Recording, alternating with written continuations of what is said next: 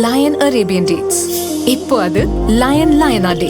இது தரும் ஆரோக்கியம் இயற்கையானது. லயனா பிரீமியம் டேட்ஸ். எந்த சமையலும் ருசி தேடும் ரகசியம். 20 ரூபாய். குக்கர் விசில மறந்து உணவு வீணாகி போச்சா? இனி அந்த கவலையே வேண்டாம். வழங்குகிறோம் உலகின் முதல் விசில் கவுண்டர் குக்கர், புதிய அல்ட்ரா குரோனோ. அல்ட்ரா என்றால் ஆரோக்கியம். வணக்கம். செய்திச் சுருக்கம். அதிகார துஷ்பிரயோகம் முகாந்திரம் இருக்கிறது. செந்தில் பாலாஜிக்கு அதிர்ச்சி தந்த ஹைகோர்ட்.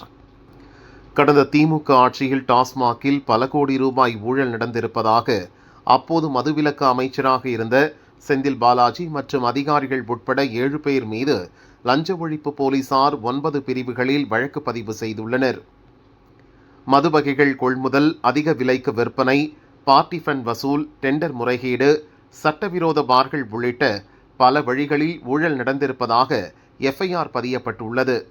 இது தொடர்பாக செந்தில் பாலாஜியின் வீடு, டாஸ்மாக் முன்னாள் அதிகாரிகளின் வீடுகள், மது வகைகள் சப்ளை செய்த ஆலைகள், அதன் குடோன்கள் உள்ளிட்ட 41 இடங்களில் லஞ்ச ஒழிப்பு போலீசார் சோதனை நடத்தினர். சென்னை ஹோட்டலில் தங்கியிருந்த செந்தில் பாலாஜியிடமும் விசாரணை நடத்தப்பட்டது. இந்த வழக்கில் முன்ஜாமீன் கோரி செந்தில் பாலாஜி சென்னை ஹைகோர்ட்டில் முறையிட்டார். நீதிபதி இளந்திரையன் மனுவை விசாரித்தார்.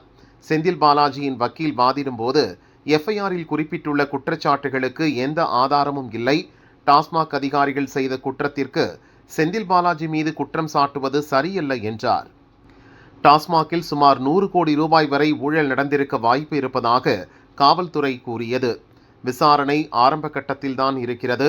செந்தில் பாலாஜிக்கு முன்ஜாமீன் வழங்கினால் அது விசாரணையை முற்றிலும் பாதிக்கும் என வாதிடப்பட்டது. இருதரப்பு வாதங்களை கேட்ட நீதிபதி, டாஸ்மாக் ஊழலுக்கும் அரசுக்கு இழப்பு ஏற்பட்டதற்கும் ஆதாரங்கள் உள்ளன. குற்றம் சாட்டப்பட்டவர் அதிகார துஷ்பிரயோகம் செய்ததற்கான முகாந்திரம் இருக்கிறது என்றார். செந்தில் பாலாஜியை கஸ்டடியில் எடுத்து விசாரிக்க அவசியம் இருப்பதாக காவல்துறை சொல்வதை ஏற்றுக்கொள்வதாக தெரிவித்த நீதிபதி முன்ஜாமீன் மனுவை தள்ளுபடி செய்து உத்தரவிட்டார். டாஸ்மாக் ஊழல் வழக்கில் செந்தில் பாலாஜி விரைவில் கைது செய்யப்படலாம் என்றும் கூறப்படுகிறது. செந்தில் பாலாஜிக்கு அடுத்த சிக்கல். ஆர்டிஐ தகவலில் உடைந்தது ரகசியம். சட்டசபை தேர்தல் கடந்த 23ஆம் தேதி நடந்தது. மே 4ஆம் தேதி முடிவுகள் அறிவிக்கப்பட்டன. இதில் திமுக முன்னாள் அமைச்சர் செந்தில் பாலாஜி கோவை தெற்கு தொகுதியில் போட்டியிட்டு 2271 ஓட்டுகள் வித்தியாசத்தில் வெற்றி பெற்றார். கோவை தெற்கு தொகுதியில் அதிக அளவு பணப்பட்டுவாடா செய்ததாக புகார் எழுந்தது. கரூரில் இருந்து 13 சுயேட்சைகள் கோவை தெற்கில் போட்டியிட்டனர்.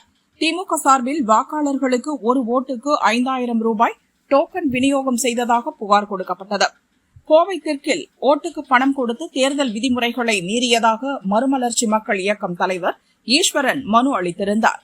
இதுகுறித்து தகவல் அறியும் உரிமை சட்டத்தை பயன்படுத்தி மாநகராட்சி தேர்தல் பிரிவு அலுவலகத்தில் ஈஸ்வரன் தேர்தல் கோப்புகளை ஆய்வு செய்தார். இதுகுறித்து அவர் கூறியதாவது: கோவை தெற்கு தொகுதியில் பணப்பட்டுவாடா தொடர்பாக 48 புகார்கள் கொடுக்கப்பட்டது. 2 புகார்களில் மட்டும் எஃப்ஐஆர் போடப்பட்டுள்ளது. ஒரு புகாருக்கு சிஎஸ்ஆர் கொடுக்கப்பட்டது. ராமநாதபுரத்தில் நடந்த 2 சம்பவங்களில் 1,86,000 ரூபாய், 42,500 ரூபாய் பறிமுதல் செய்துள்ளனர். இந்த வழக்குகளில் தலா ஒருவரை கைது செய்துள்ளனர். வெரைட்டி ஹாலில் அளிக்கப்பட்ட புகாரில் 5 பேரிடம் விசாரணை நடத்தியதாக கூறியுள்ளனர். இந்த 7 பேருமே கரூரைச் சேர்ந்தவர்கள். இதன் மூலம் வெளியூரிலிருந்து ஆட்களை இறக்கி பணப்பட்டுவாடா செய்தது உறுதியாகிறது. டோக்கன் விநியோகம் தொடர்பாக 9 வழக்குகளை பதிவு செய்து சிஎஸ்ஆர் கொடுத்துள்ளனர். இதில் திமுக 8 வழக்கு, அதிமுக 1 வழக்கு அடங்கும். இந்த அனைத்து புகார்களுமே ஏப்ரல் 19, 20, 21 ஆகிய கடைசி 3 தேதிகளில் தான் கொடுக்கப்பட்டுள்ளது. இந்த நாட்களில் தான் பணப்பட்டுவாடா நடந்துள்ளது. மற்ற புகார்களில் இதை முறையாக விசாரிக்கவில்லை. இதிலிருந்தே தேர்தலில் முறைகேடு நடந்தது உறுதியாகிறது. பணப்பட்டுவாடா செய்யவில்லை என தேர்தல் அதிகாரிகள் புகாரை முடித்து வைத்தது தவறு.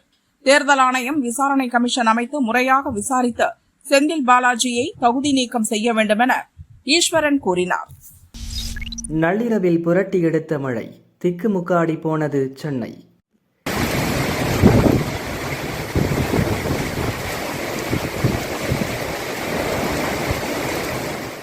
தமிழகத்தின் கடலோர பகுதிகளில் காற்றழுத்த தாழ்வு நிலவுகிறது. இதன் காரணமாக சென்னையில் மாலை அல்லது இரவு நேரங்களில் மழைக்கு வாய்ப்புள்ளதாக வானிலை ஆய்வு மையம் எச்சரித்திருந்தது.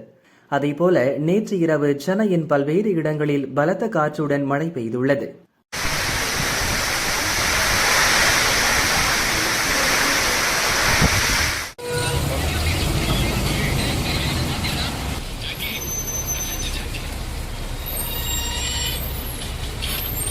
அடையாறு, மயிலாப்பூர், தாம்பரம், பெருங்குடி, தரமணி, கிண்டி, வேளச்சேரி, பல்லாவரம், சோழிங்கநல்லூர், மீனம்பாக்கம், குரம்பேட்டை ஆகிய பகுதிகளில் மழை பெய்தது.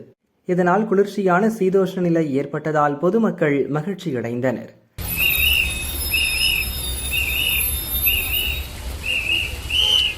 மீனம்பாக்கம் பகுதியில் பெய்த கனமழை காரணமாக 15 விமானங்களின் சேவை தாமதமாகின. குறிப்பாக அபுதாபி, டெல்லி, கவுஹாத்தி, கோவை, திருச்சி, மும்பையிலிருந்து வந்த விமானங்கள் விமான நிலையத்தில் தரையிறங்க முடியாமல் வானில் வட்டமடித்தன. அதேபோல சென்னையிலிருந்து டெல்லி, பெங்களூர், மும்பை மற்றும் அபுதாபி உள்ளிட்ட நகரங்களுக்கு செல்லவிருந்த விமானங்கள் புறப்படுவதில் தாமதம் ஏற்பட்டது. கனமழையால் வேளச்சேரி குருநானக் ரோட்டில் வைக்கப்பட்டிருந்த 50 அடி உயர இரும்பு தடுப்பு சரிந்தது. சம்பவம் அறிந்து வந்த கிண்டி போலீசார் அங்கு போக்குவரத்தை தடை செய்தனர். மாநகராட்சி ஊழியர்கள் உதவியுடன் இரும்பு தடுப்புகள் மற்றும் முறிந்து விழுந்த மரங்களை அப்புறப்படுத்தினர்.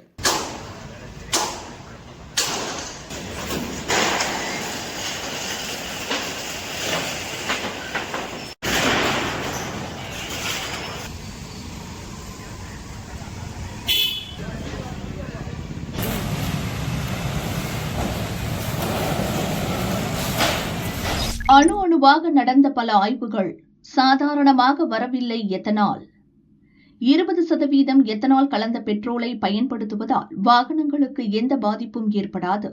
இன்ஜின் சேதம் ஏற்படும், மைலேஜ் குறையும் என எந்தவொரு அறிவியல் ஆய்வாலும் உறுதிப்படுத்தப்படவில்லை என்பதை பார்லிமெண்டில் மத்திய அரசு தெளிவுபடுத்தியது.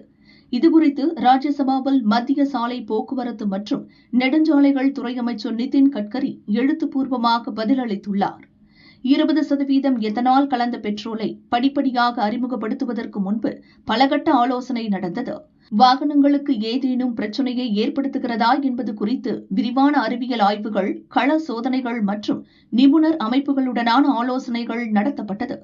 இந்தியன் ஆயில் கார்ப்பரேஷன் லிமிடெட், டேராடூனில் உள்ள Indian Institute of Petroleum, Society of Indian Automobile Manufacturers மற்றும் Automotive Research Association of India ஆகியவை இணைந்து ஆய்வு நடத்தின. அதில் 20% எத்தனால் கலந்த பெட்ரோல் பைக் மற்றும் 4 சக்கர வாகனங்களில் ஏற்படுத்தும் தாக்கம் குறித்து சோதனை மேற்கொள்ளப்பட்டது. கார்கள் அல்லது 2 சக்கர வாகனங்களின் இன்ஜின்களை மாற்றியமைக்க வேண்டிய அவசியம் இல்லை என ஆய்வுகளில் கண்டறியப்பட்டுள்ளது. பழைய வாகனங்கள் கூட 20% எத்தனால் கலந்த பெட்ரோலில் இயக்கப்பட்ட போது செயல்திறனில் எந்த பாதிப்பையும் ஏற்படுத்தவில்லை.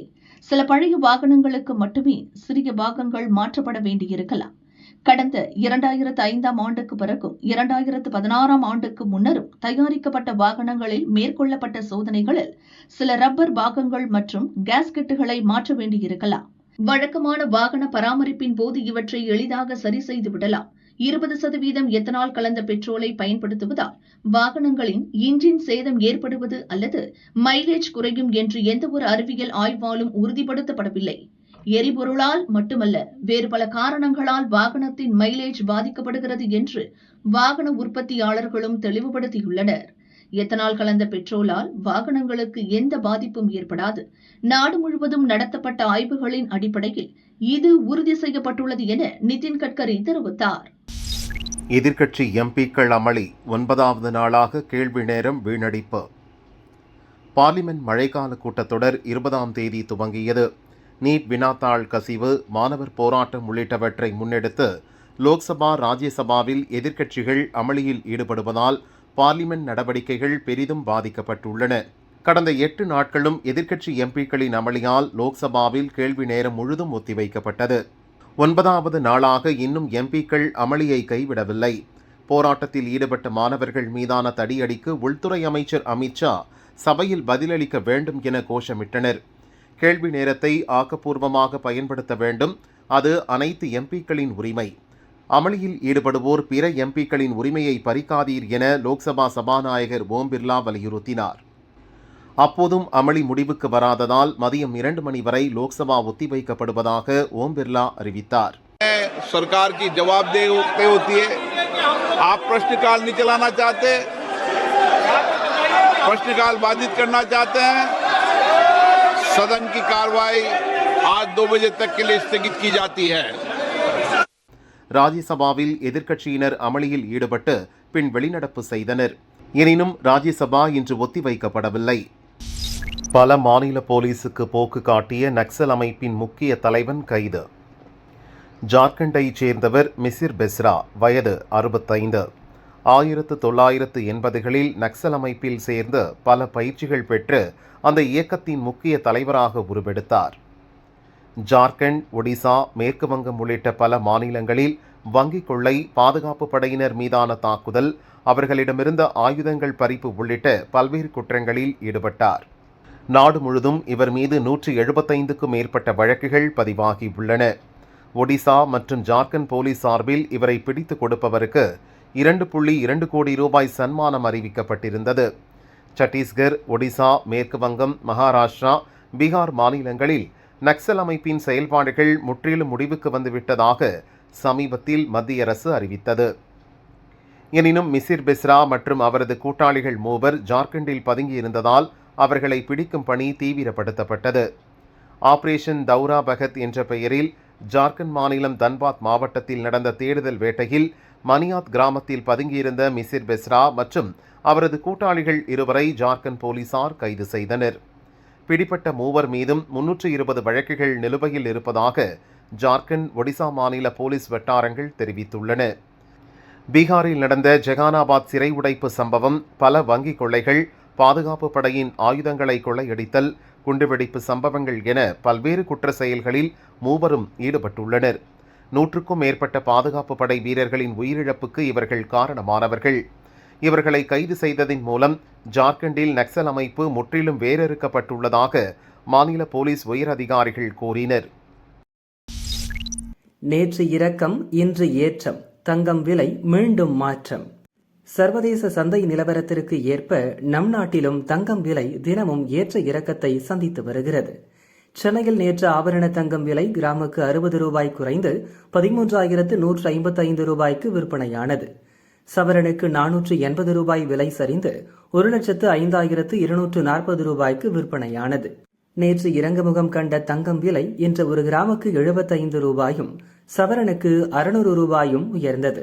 அந்த வகையில் ஒரு கிராம் 13,230 ரூபாய்க்கும் சவரன் 1,05,840 ரூபாய்க்கும் விற்பனையாகிறது. வெள்ளி விலை மாற்றமின்றி கிராம் 235 ரூபாய்க்கு விற்பனையாகிறது. டெலிகிராம் நிறுவனர் பாவெல் துரோவை பயங்கரவாதியாக அறிவித்தது ரஷ்யா.